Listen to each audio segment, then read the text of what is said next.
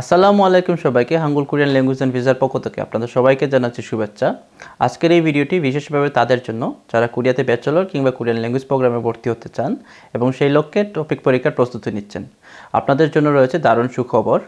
আমরা এই মাসের 29 তারিখ থেকে টপিক প্রস্তুতির জন্য একটা নতুন ব্যাচ শুরু করতে যাচ্ছি। যারা অলরেডি বেসিক ল্যাঙ্গুয়েজ জানেন এবং টপিক পরীক্ষার প্রস্তুতি নিতে চাচ্ছেন তারা চাইলে আমাদের এই টপিক কোর্সে ভর্তি হতে পারেন।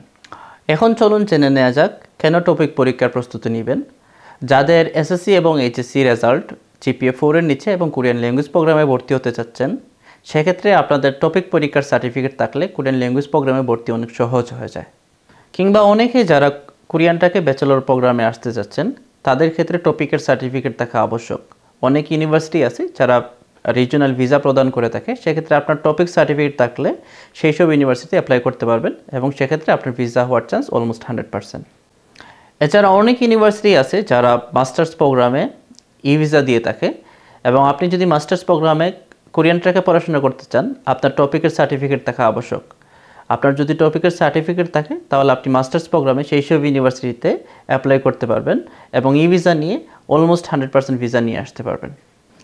আমরা জানি যে কোরিয়াতে সার্ভাইভ করার জন্য কোরিয়ান ল্যাঙ্গুয়েজের উপর দক্ষতা থাকা কতটুকু আবশ্যক এবং যারা পরবর্তীতে পার্মানেন্ট রেসিডেন্সির জন্য আবেদন করবেন তাদের অবশ্যই কোরিয়ান ল্যাঙ্গুয়েজের উপরে দক্ষতা থাকতে হবে। তাই যাদের অলরেডি বেসিক ল্যাঙ্গুয়েজের উপরে দক্ষতা আছে তারা চাইলে আজই টপিকের প্রস্তুতি নিতে পারেন। ধন্যবাদ।